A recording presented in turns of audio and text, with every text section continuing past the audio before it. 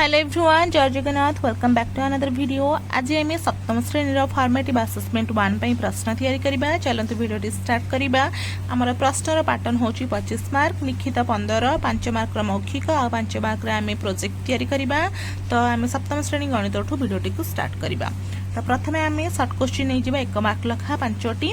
तो 18 + 12 केउ प्रकार परिप्रकाश एटा को लिखिबे। मिश्रण हरण की फेडाण हो पार। सर्वबृहत 4 अंक विशिष्ट संख्या किए लिखिबे बाछिकी। सबुठारु छोट 6 अंक विशिष्ट संख्या किए। 56 हरण 8 केउ प्रकार परिप्रकाश। तापर जो देखंतु गोटे देइची गाणितिकटा ए जो 8 गुणन 15 फेडाण 9 रे प्रथमे केउ क्रिया करा जिवो। जेहेतु बंधनी अछि तो प्रथमे को क्रिया करा जिवो सेटा बाछिकी लिखिबे। नेक्स्ट हमर अछि लॉन्ग क्वेश्चन 2 मार्क लखा 5टी।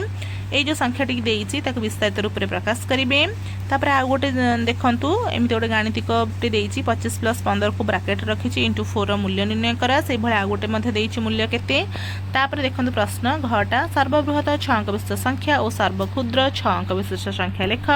सर्वबृहत 5 अंक विशिष्ट संख्या और सर्वक्षुद्र 5 अंक विशिष्ट संख्यार अंतर केते लेख। ए भले भाबे प्रश्न। तापर देखंतु हमर मौखिक 5 मार्क अछि 30 हरण 5 केउ प्रकार परिप्रकाश। 5 अंक विशिष्ट बृहत्तम एवं 6 अंक विशिष्ट क्षुद्रतम संख्या केते।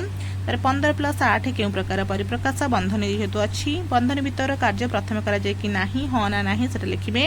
हाँ थिले हाँ लिखिबे, नाही थिले नाही लिखिबे। तापर प्रोजेक्ट देखंतु निज परिवार सदस्य मानक वयस को व्यवहार करी बंधनी सह 3टी पाटीगणितर परिप्रकाश कर प्रस्तुत कर एवं सेगुड़िकर मूल्य निर्णय कर।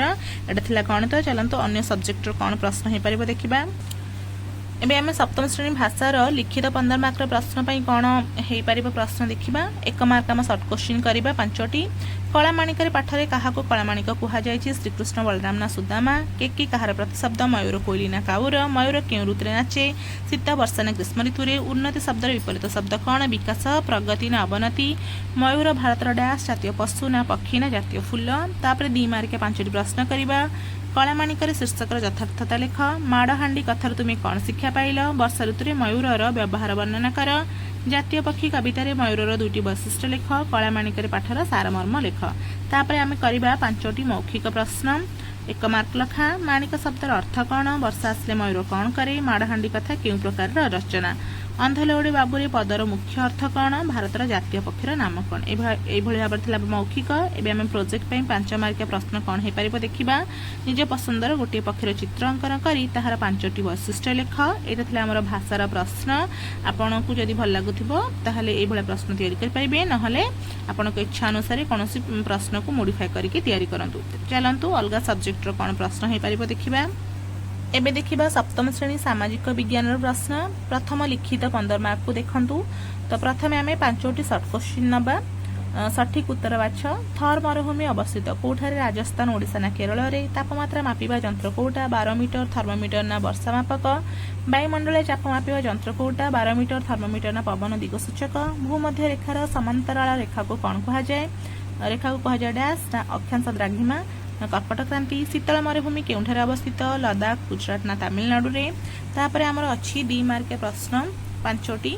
पाणीपागर आगामी सूचना कहीं आवश्यक। आर्द्रता कौन। अक्षांशर 2टी व्यवहार लेख। वायुमंडलीय चाप कौन। शीतल मरुभूमि और थर मरुभूमि मध्य गोटे पार्थक्य लेख। तापर आम 5 मार्क 1 मार्क लखा मौखिक देखा। अक्षांश क्या कहुए। भारतर सबुठारु बड़ मरुभूमिर नाम कौन। थर मरुभूमि केउठारे अवस्थित। तापमात्रा मापिया पाई केउ यंत्र व्यवहार करा जाए। गांगेय समतल भूमि केउ नदी द्वारा सृष्टि होईची। तापर प्रोजेक्ट देखा। भारतर मानचित्र रे थर मरुभूमि, लद्दाख गोटे शीतल मरुभूमि, अंडमान निकोबर द्वीपपुंज को चिन्हट कर। चलंतु अलगा सब्जेक्ट देखा। एबे आमे सप्तम श्रेणी विज्ञान देखा। लिखित 15 मार्क 1 मार्क शॉर्ट क्वेश्चन 5टी। विद्युत परिपथ को खोला और बंद करे किए। बल्ब, स्विच ना तार। अम्ल और क्षार मिश्रण सृष्टि हुए डैश। लुण और जल सृष्टि हुए ना गैस सृष्टि हुए ना धातु सृष्टि हुए। विनेगार रे थिबा अम्ल किए। साइट्रिक ना एसिटिक ना लैक्टिक अम्ल। जल बाष्पर परिणत होगा प्रक्रिया को कौन कहा जाए। घनीभवन, बाष्पीभवन ना वर्षण। चंद्र जितेबाला सूर्य और पृथ्वी मझिरे थाए तो चंद्रग्रहण, सूर्यपराग ना ऋतु परिवर्तन हुए। तापर आम 2 मार्क लखा 5टी प्रश्न देखा। जलचक्र पर्याय गुड़िक लिखिबे। सूर्यपराग और चंद्रग्रहण मध्य पार्थक्य लिखिबे। सरल विद्युत परिपथर उपादान गुड़िक लिखिबे। अम्ल, क्षार और निरपेक्ष पदार्थर उदाहरण देबे।